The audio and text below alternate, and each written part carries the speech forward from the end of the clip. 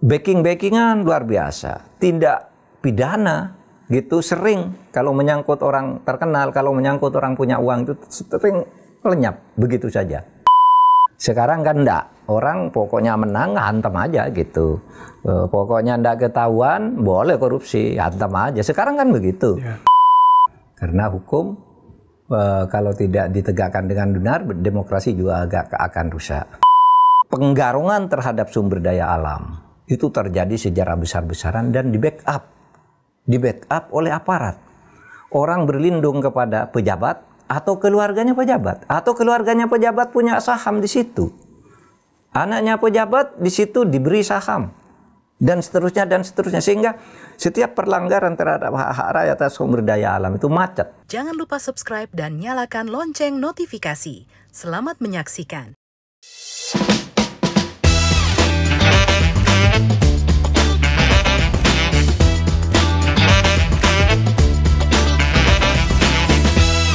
Halo, apa kabar Anda semua? Jumpa lagi dalam podcast Terus Terang.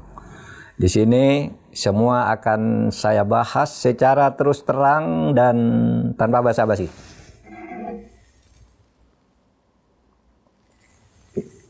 Pekan lalu, saya diundang sebagai pembicara kunci di sebuah acara yang diselenggarakan oleh Habibie Center, yaitu dalam acara Habibie Demokrasi Forum 2024, itu dalam rangka memperingati hari ulang tahun ke-25 The Habibie Center.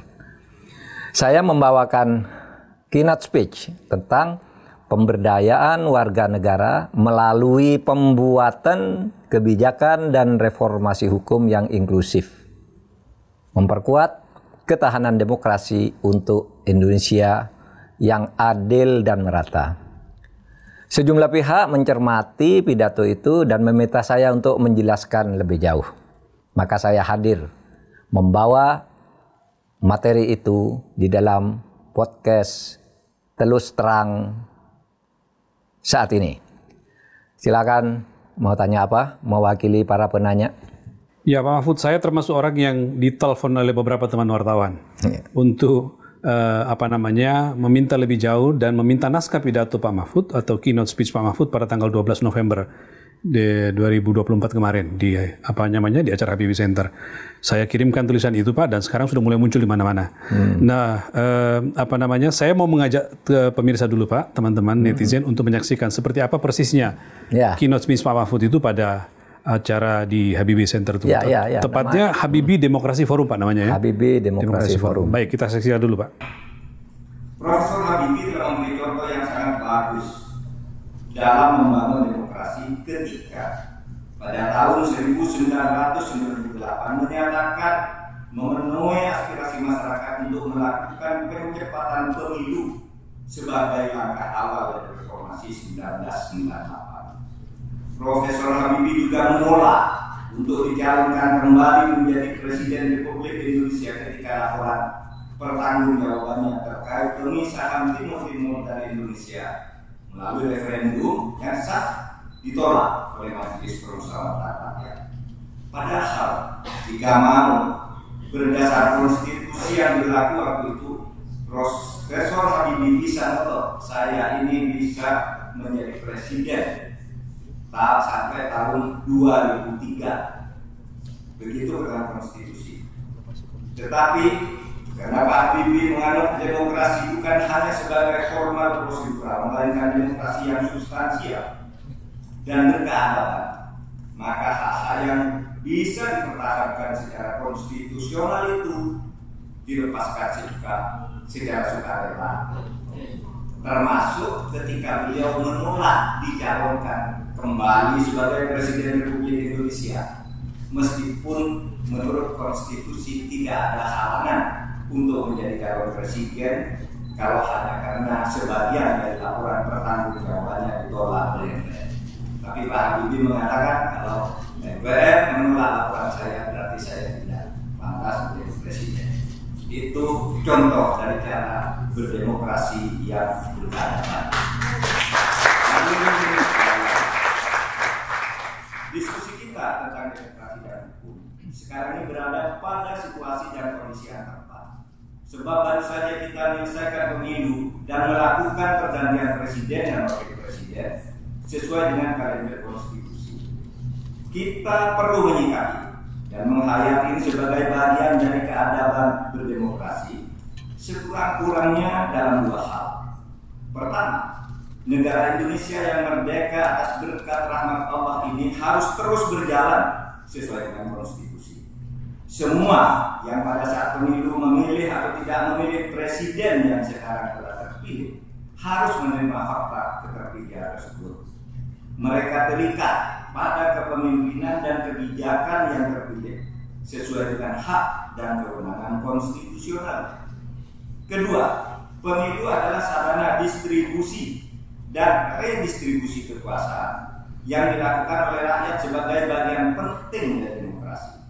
Dengan pemilu kita bisa mendistribusikan kekuasaan dan mendistribusikannya kembali sesuai dengan arus atau aspirasi rakyat yang disalurkan secara periodik minimal 5 tahun.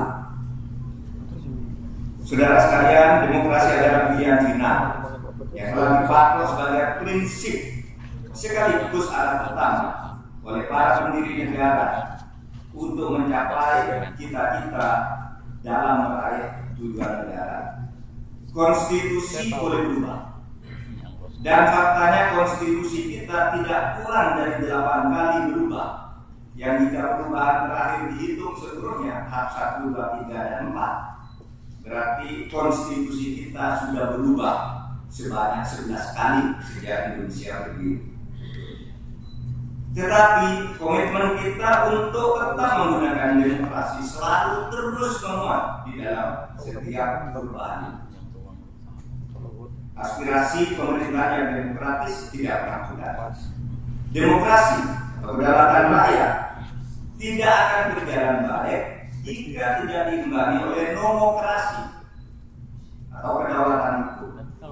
Demokrasi tanpa hukum itu bisa liar dan anarkis.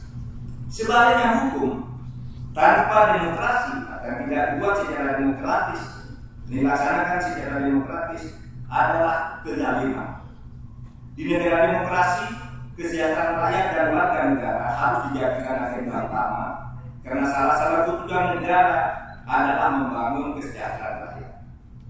Oleh sebab itu, sesuai dengan tema forum ini, senyampan baru terjadi distribusi kekuasaan yang baru.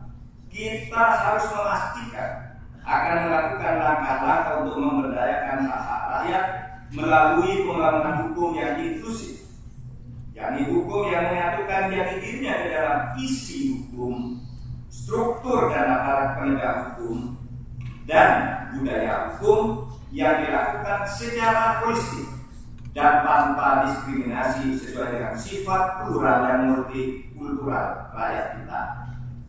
Sebagai fakta, setiap upaya melakukan pembaruan dan pembangunan politik, kita selalu berbicara penguatan demokrasi dan penegakan hukum. Tetapi yang terjadi, meskipun kita selalu bicara demokrasi dan hukum, yang terjadi seringkali dirasakan bahwa demokrasi dan hukum kita lebih berjalan secara prosedural dan kehilangan sukmanya, yakni keadilan yang bersumber dari moralitas, etika, integritas, dan kejujuran. Rakyat menjadi tidak berdaya untuk menggunakan hak-haknya karena hegemoni dan manipulasi kekuasaan. Jika diletakkan dalam kerangka komparasi dengan negara-negara lain di dunia, maka terlihat bahwa indeks demokrasi, indeks persepsi korupsi, penegakan hukum dan keadilan masih tergolong buruk. Oleh sebab itu Indonesia digolongkan, tadi disebut oleh Ibu Fortuna Anwar, bahwa negara demokrasi Indonesia ini adalah for demokrasi, demokrasi yang nyata, dan demokrasi atau negara hukum yang konservatif, jauh dari inklusif. Kesimpulan tersebut didukung oleh data tentang kesenjangan atau indeks Gini rasio, jumlah penduduk miskin, maraknya kesewenang-wenangan, maraknya mafia hukum, penjarahan kekayaan alam dari pemanfaatannya yang seharusnya untuk rakyat dan sebagainya. Menghadapi itu semua, rakyat tidak berdaya dalam memanfaatkan dan mempertahankan hak konstitusionalnya, dan karenanya negara harus hadir, dan karenanya pula kita berseminar atau melakukan forum kebangsaan pada hari ini. Saudara, itulah sebabnya diperlukan langkah-langkah pembangunan hukum yang inklusif, hukum dan keadilan yang bisa melindungi dan bisa tegak untuk semua tanpa diskriminasi. Jika pembangunan hukum menggunakan perspektif teori Friedman, maka dari 3 subsistem pembangunan hukum, yaitu substansi hukum, struktur hukum, dan budaya hukum, yang sekarang masih sangat lemah di Indonesia adalah aspek strukturnya, yakni bagian penegakan hukum oleh para penegak hukum. Jadi yang membantu penegakannya, kalau konsepnya sudah bagus-bagus. Pembangunan substansi hukum sejak era reformasi sudah kita lakukan secara besar-besaran, sehingga hampir semua teori yang ditawarkan untuk membuat hukum itu baik dan inklusif sudah kita tawarkan, sudah kita diskusikan, dan sudah kita simpulkan. Begitu juga kita sudah banyak membentuk lembaga-lembaga penegak hukum dalam rangka pembenahan struktur organisasi birokrasi pemerintahan untuk membenahi hukum. Kita membentuk MK, KPK, KY, LPSK, dan sebagainya. Sudah kita bentuk semua. Secara umum, budaya hukum kita di luar urusan korupsi dan urusan yang menyangkut orang besar dan menyangkut uang besar juga, berjalan cukup baik sebenarnya kalau budaya hukum, terutama di desa-desa yang kebetulan di ibu kota dan kota besar yang menyangkut itu. Tapi hukum, terutama hukum perdata di desa-desa itu masih berjalan secara baik karena restoratif justice masih dihayati. Masalah utama kita dalam pembangunan hukum adalah bagian dari bidang struktur hukum, utamanya penegakan hukum oleh aparat penegak hukum. Di area ini disinyalir banyak korupsi, kolusi, dan berbagai kejahatan yang dibelenggingi oleh atau berpayung kepada pejabat atau keluarga pejabat, sehingga sulit diselesaikan. Banyak masalah hukum menjadi rumit karena melibatkan atau karena di belakangnya ada orang tua atau keluarga orang tua. Sulitnya investasi masuk ke Indonesia misalnya pada umumnya disebabkan oleh lemahnya penegakan hukum dan tiadanya kepastian hukum karena korupsi, kolusi, dan merebaknya konflik of interest di berbagai institusi negara dan pemerintahan, seperti yang pernah dilansir oleh Transparansi Internasional Indonesia. Ini sangat penting, tetapi tidak pernah bisa ditangani dengan baik di Indonesia, sehingga demokrasinya turun, penegakan hukumnya turun. Kalau dulu demokrasinya sampai tahun 2013 menurut Bu Fortuna tadi sudah agak bagus, sekarang malah menjadi cacat. Karena ini semua tidak bisa ditangani dengan baik di Indonesia. Saudara sekalian, hal yang sangat penting tetapi tidak pernah bisa ditangani dengan baik di Indonesia adalah penegakan hukum sekalian, bukan pembentukan aturan hukum. Padahal penegakan hukum ini mencakup porsi 44% dari seluruh aset negara. Bank Dunia melalui laporannya Where is the Wealth of Nations menyebutkan bahwa dari 100% aset negara hanya 23% yang merupakan kekayaan atau aset berwujud, yakni kekayaan alam dan modal. Sedangkan yang 77% itu adalah aset yang tidak berwujud. Dari 77% itu, yang 44%-nya adalah penegakan hukum. Jadi secara sederhana dapat dikatakan, jika supremasi hukum yang inklusif tegakkan, maka berarti kita sudah membenahi 44% aset, sehingga sisanya yang terdiri dari banyak subaset akan lebih mudah ditangani, bahkan penanganannya bisa bersifat ad hoc yang diselesaikan secara cepat. Di sinilah letak penting reformasi hukum yang inklusif untuk memberdayakan rakyat guna memperkuat ketahanan demokrasi dalam menuju Indonesia Emas, yakni Indonesia yang merdeka, bersatu, berdaulat, adil, makmur, dan merata. Menjelang akhir tugas pemerintahan pada 2019-2024, pada tahun 2023 saya selaku Menko Polhukam menyerahkan satu naskah percepatan reformasi hukum yang disusun oleh tim ahli terdiri dari akademisi, praktisi hukum, dan aktivis masyarakat sipil. Naskah tersebut telah diterima oleh Presiden, dan Presiden pada waktu itu menyatakan akan menindaklanjutinya sebagai sumbangan kepada pemerintah.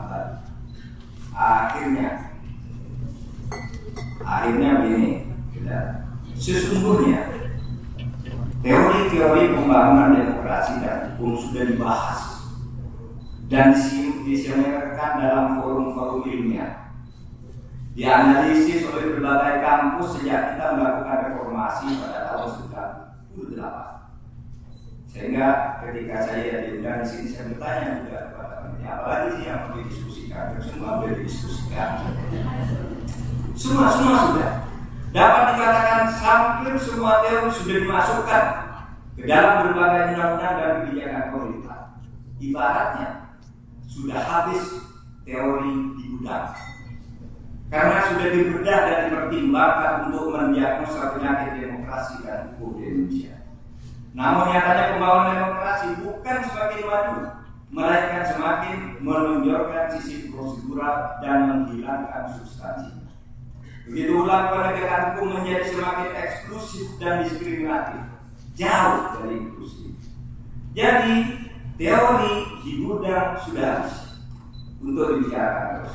Hanya tinggal satu teori lagi yang perlu kita pakai, yakni komitmen, leadership, dan ketegasan Presiden. Jika Presiden punya komitmen konsisten dan tegas, maka pembangunan hukum inklusif dari aspek penegakan hukum akan berhasil. Tinggal itu saja teorinya. Assalamualaikum warahmatullahi wabarakatuh.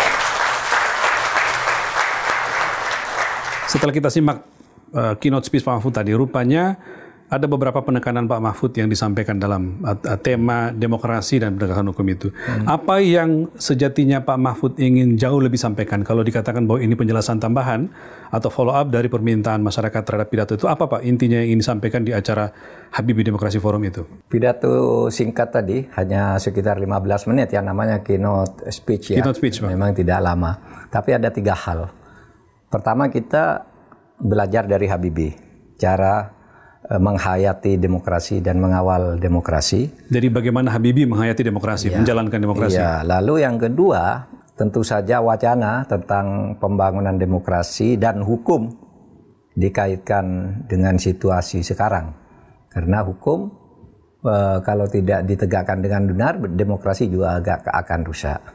Lalu yang ketiga, apa dan siapa harus melaksanakan itu semua.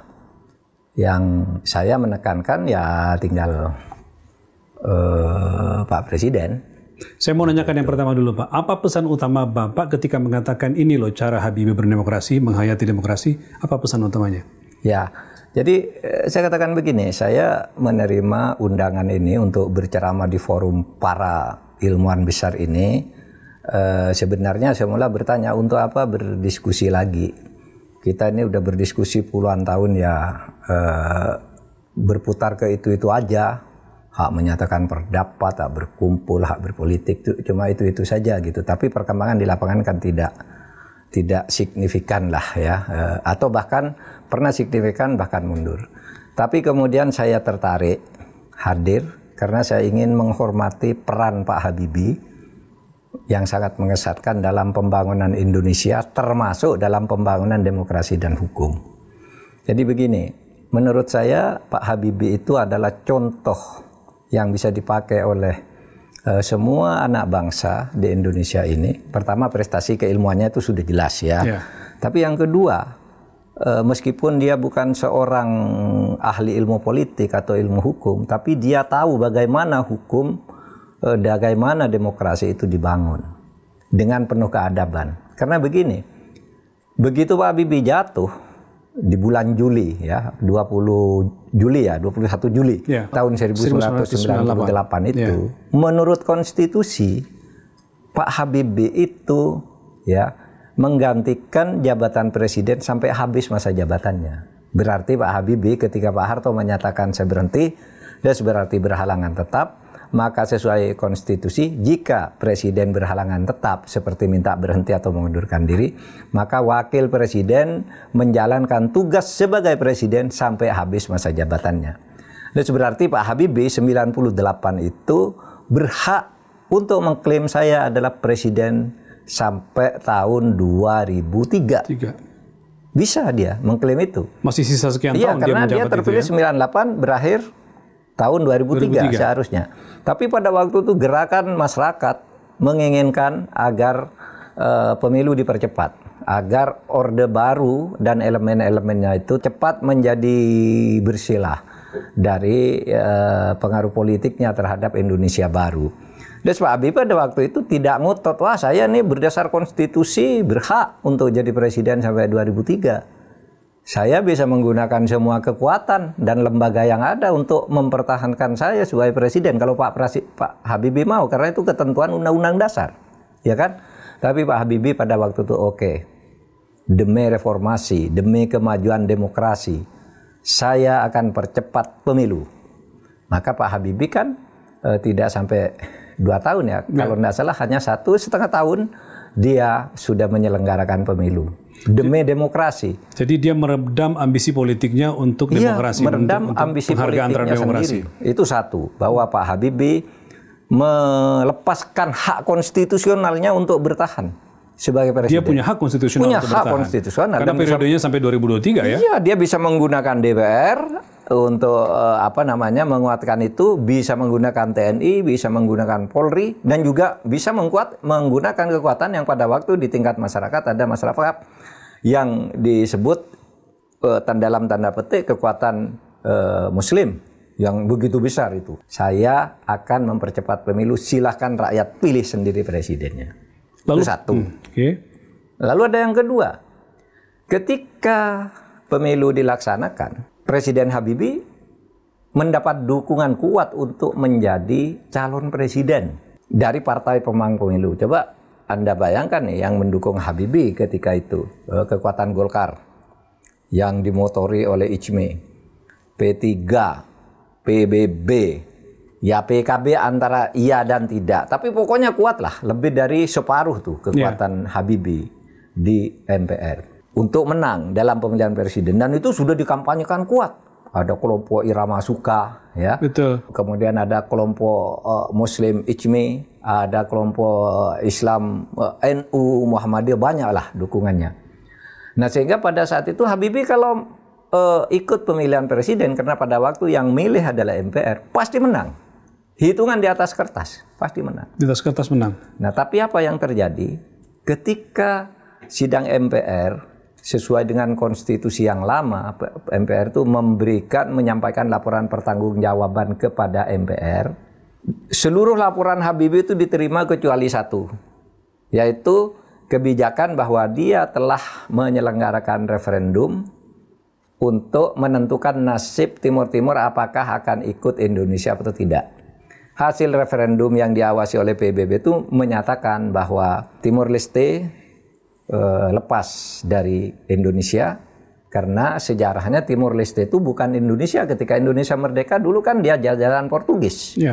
Jajahan Portugis dan jajahan Inggris atau jalan lain itu tidak bisa ikut Indonesia di tahun 45. Misalnya Irian Timur yang sekarang menjadi Papua Nugini itu dulu dijajah Inggris, oleh sebab itu tidak ikut Indonesia merdeka. Tapi Irian Barat ikut karena dijajah Belanda. Nusa Tenggara Timur, Timor Leste itu dulu itu dijajah oleh Portugis. Maka kembali ke sejarah mereka saya menjadi negara sendiri. Lepas kan? Nah di situ terjadi hal luar biasa. Lepasnya sedikit lah, hanya selisih 15 suara. Di MPR selisih tidak sampai 20 suara. Betul. Hanya selisih sedikit. Sekian kira-kira taruhlah 250 menerima atau 260 menerima, 270 menolak gitu kan. Cuma selisih sedikit.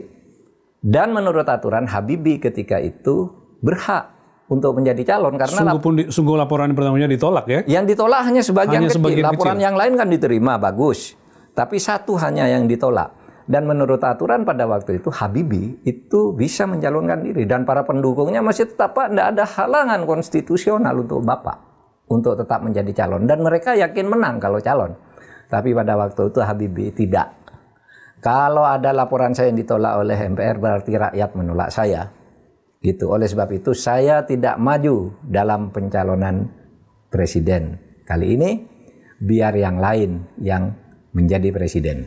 Dan itu menjadi pandangan semua orang bahwa begitu penting pidato Pak Mahfud tentang contoh demokrasi oleh Habibie itu di saat kita sekarang. Iya. Sedang misalnya demokrasi seperti sekarang yang dalam beberapa tulisan Pak Mahfud mengatakan sebenarnya lebih cenderung prosedural. Gitu. Iya, lebih cenderung prosedural. Kok Pak Habibie menghayati demokrasi itu sebagai nilai-nilai substansi yang harus diekspresikan di dalam prosedur-prosedur. Kalau mau cari menang-menangan, prosedur tuh gampang aja kok. Satu, tinggal tekan. Yang kedua, kalau tidak mau ditekan, bayar. Atau political trade-off. Jadi sudah, kalau mau segar prosedural. Tapi Habibie tidak. Sehingga pada waktu itu ya hampir seluruh orang Indonesia nangis kan. Ya. Ketika tengah malam Habibie menyatakan saya tidak calon, lalu pergi ke Masjid Istiqlal, lalu sholat tahajud, lalu sholat subuh, lalu pamitan kepada rakyat. Lalu muncul pada waktu itu melalui pergolakan yang keras, muncul nama Gus Dur sebagai presiden. Dan terjadi transisi pemerintahan yang begitu bagus ya? Ya, ya. Nah itu yang hebat dari Pak Habibie. Saya kira itu patut dicontoh. Itulah keadaban demokrasi. Itu keadaban demokrasi. Keadaban demokrasi. Bukan hanya menang angka, menang dukungan, dan macam-macam gitu. Menang dukungan yang karena rekayasa itu Habibie tidak mau. Dan itu tercatat dalam sejarah 1,5 tahun Habibie yang semula hanya dikenal sebagai ilmuwan besar di bidang ilmu kedirgantaraan, kepesawatan, teknologi, lulusan Jerman, tapi dia menunjukkan dalam 1,5 tahun dia memerintah membangun demokrasi yang berkeadaban dan hukum yang ditegakkan kepada siapapun. Dalam keynote speech Anda di Habibie Demokrasi Forum tanggal 12 kemarin itu, Pak Mahfud juga memberi penekanan pada soal pemberantasan korupsi dan penegakan hukum, Pak. Apa maksud Anda ketika mengatakan bahwa semua teori sudah selesai, sudah keluar dari gudang, tinggal presiden yang diharapkan sebagai teori yang kira-kira orang yang bisa menyelesaikan urusan itu? Apa maksudnya di situ, Pak? Ya begini, kita ini sejak tahun 1998 itu kan sudah melakukan reformasi dan selalu mengadakan perbaikan-perbaikan peraturan dan kelembagaan di penegakan hukum. Maksudnya apa? Agar Indonesia menjadi lebih demokratis. Itu sebabnya kita di awal reformasi itu yang paling utama dilakukan untuk membangun demokrasi itu mengamandemen Undang-Undang Dasar. Ya kan? Undang-Undang Dasar yang lama UUD 45 itu dianggap tidak kuat untuk mendorong tumbuhnya demokrasi karena itu masih suasana keluargaan di tahun 45. Di mana ambisi-ambisi orang dan tantangan pada waktu belum besar, Undang-Undang Dasar itu bagus 1945 itu. Tapi pada awal reformasi itu dirombak karena dia terlalu memberi kekuatan terhadap eksekutif secara berlebihan sehingga harus ada kontrol. Maka diamandemen lah. Nah dan di situ berdasar amandemen itu juga sekaligus ada penekanan penghormatan dan perlindungan terhadap hak asasi manusia. Itu masuk di dalam Undang-Undang Dasar. Dan lebih penting lagi, sesudah itu ada pembentukan Mahkamah Konstitusi untuk mengatasi amburadulnya hukum tata negara kita, terutama undang-undang yang selalu bertentangan dengan Undang-Undang Dasar dan tidak bisa diperbaiki. Maka dibentuk Mahkamah Konstitusi. Untuk mengatasi hakim-hakim yang korup, dibentuk Komisi Yudisial. Ya, untuk melindungi rakyat yang selalu disiksa, selalu diteror untuk menjadi saksi atas kebenaran peristiwa, dibentuk LPSK, Lembaga Perlindungan Saksi dan Korban. Untuk menghantam koruptor, dibentuk KPK dan lain-lain. Semua sudah dilakukan pada saat itu dan itu nampak berhasil. Ya, nampaknya cukup berhasil di awal. Di awal-awal. Di awal-awal. Coba Anda lihat, mulai terjadi reformasi sampai kira-kira tahun 2007-2008 itu kan tidak ada kan peristiwa korupsi besar, ada ya 1-2. Tapi sesudah itu kan membanjir tuh korupsi sampai sekarang lah. meluas ke kanan, ke kiri, ke atas, ke bawah gitu. Sehingga lembaga-lembaga yang dibuat itu menjadi hancur. Demokrasi kemudian menjadi apa? Flawed demokrasi cacat. Tapi tadi menarik saat pembukaan Bu Dewi Fortuna Anwar mengatakan sebenarnya Indonesia itu mengalami penurunan demokrasi sesudah 2013. Sesudah 2013? Iya, sampai 2013 itu dunia internasional masih mencatat Indonesia itu demokrasinya cukup bagus. Tapi sejak 2013 dan seterusnya sampai sekarang itu menjadi buruk. Sehingga disebut flawed demokrasi. 2013 berarti masanya Pak Jokowi mulai dong Pak ya, 2014 ya, kan? Di akhir pemerintahan Pak SBY. Pak SBY. Iya kan? Setelah itu kan 2014 sampai itu, menurut Dewi Fortuna Anwar. Saya tidak pernah baca datanya, tapi Bu Dewi Fortuna waktu berpidato itu menyebut itu periode-periode perkembangan demokrasi Indonesia, dan sekarang sudah pada situasi flawed, cacat demokrasi kita, tidak demokrasi lagi seperti yang kita bayangkan. Nah itu ya sudah dilakukan perubahan-perubahan, tapi sejak 2014 kalau saya sih mencatatnya ya sejak 2010 lah banyak korupsi kan ada. Penggangguan terhadap KPK, ada BLBI segala macam. BLBI kan sebenarnya di situ. Tapi itu peristiwa hukumnya. Tapi penilaian demokrasinya menurut Bu Dewi Fortuna sampai 2013 kita bagus. Nah itu ada rekamannya juga ketika dia berpidato. Menarik bagi saya. Nah itu semua dilakukan. Tetapi apa yang terjadi? Taruhlah kalau dimulai dari tahun 2010 dan seterusnya, meskipun mulainya itu sudah mulai tahun 2008, 2007 sudah agak rusak-rusak dikit, tapi masih tetap sembunyi-sembunyi itu orang mau melakukan kerusakan. Sekarang kan enggak, orang pokoknya menang hantam aja gitu. Pokoknya enggak ketahuan boleh korupsi, hantam aja. Sekarang kan begitu. Nah itu yang menyebabkan lalu menurun.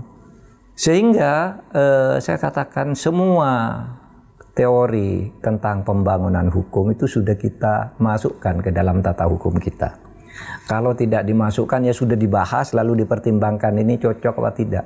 Sehingga kita banyak lahir undang-undang baru. Dan Anda catat juga ya, pemilu tahun 99 itu adalah pemilu yang terbaik sesudah pemilu 1955. Pemilu yang paling adil, jujur dan sebagainya, pemilu 99 di mana PDIP menang mutlak pada saat itu. Dan produk legislasi dan pemerintahan hasil pemilu 99 itu bagus loh. Undang-undangnya coba bagus semua. Lembaga-lembaga yang hebat-hebat lahir pada saat itu. Tapi sesudah 2008 dan terus mulai terjadi gangguan terhadap KPK, korupsi tumbuh lagi dan rasanya menjadi tidak terkendali. Sehingga saya katakan sekarang kalau kita selalu berseminar apalagi ya, karena teorinya kan sudah habis. Teorinya udah habis. Apa? Saya ingat Bapak pernah nulis di Harian Kompas tuh. Ya, sudah habis teori di gudang. Iya, sudah habis teori di gudang. Saya ungkap lagi. Udah habis nih teori di gudang. Apalagi, Ki? Apalagi?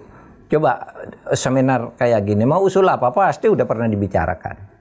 Hukum mau diapakan? Pasti sudah pernah dibicarakan. Nah, sementara sekarang hukum semakin buruk. Ada penggarungan terhadap sumber daya alam. Itu terjadi sejarah besar-besaran dan di backup. Di backup oleh aparat. Orang berlindung kepada pejabat atau keluarganya pejabat, atau keluarganya pejabat punya saham di situ, anaknya pejabat di situ diberi saham, dan seterusnya, sehingga setiap pelanggaran terhadap hak rakyat atas sumber daya alam itu macet semuanya, gitu. Backingan luar biasa, tindak pidana gitu sering kalau menyangkut orang terkenal, kalau menyangkut orang punya uang itu sering lenyap begitu saja. Nah ini saya katakan apa ya, teori apa lagi yang bisa dipakai untuk ini? Ya, artinya kalau teori sudah habis berarti langkah apa yang bayangan Pak Mahfud? Karena kan kita harus tidak boleh pesimistik nih Pak. Ya. Harus tetap penuh harapan bahwa negara ini akan semakin baik, akan lebih baik gitu. Apa dalam pikiran Pak Mahfud itu akan berbuah harapan yang bagus dalam penegakan hukum pemberantasan korupsi? Ya, oke. Saya katakan sesudah teori itu, tapi sebelum itu gini. Demokrasi itu, saya kan bicara tentang demokrasi. Ya. Demokrasi itu selalu memberi harapan. Selalu memberi harapan. Selalu memberi harapan. Karena apa? Demokrasi itu memberi peluang kepada rakyat untuk berorganisasi, mengeritik dan menyatakan pendapat. Dan demokrasi itu selalu menyediakan forum untuk distribusi dan redistribusi kekuasaan. Kekuasaan dibagi dong. Ini partai ini itu orang baik tuh dikasih. Maksudnya dalam periode tertentu ada ruang untuk melakukan itu. Distribusi. Kalau nanti distribusi ini keliru, redistribusi melalui pemilu lagi kan. Pemilu itu esensinya antara lain untuk redistribusi kekuasaan. Sehingga pemilu tuh memberi harapan karena di situ terjadi pergantian kekuasaan. Nah, sekarang udah terjadi saya katakan, saya senang ikut forum kebangsaan Habibie Center ini karena ini ada di momentum, di situasi dan kondisi yang tepat. Ketika presiden baru terpilih. Karena ini ada presiden baru, berarti distribusi kekuasaan yang baru ini sedang terjadi. Dan ketika terjadi distribusi kekuasaan yang baru, penataan kekuasaan agar sesuai dengan hukum juga bisa dilakukan. Kan gitu. Nah, sehingga kalau teori sudah habis, saya bilang, masih ada tersisa satu teori. Tersisa satu teori yang bisa dipakai. Yaitu teori negara ini akan bagus kalau presiden punya komitmen, leadership, dan ketegasan untuk menegakkan hukum. Karena masalahnya di hukum, Mas. Tahu enggak aset negara itu dari 100% itu 44% itu hukum menurut Bank Dunia.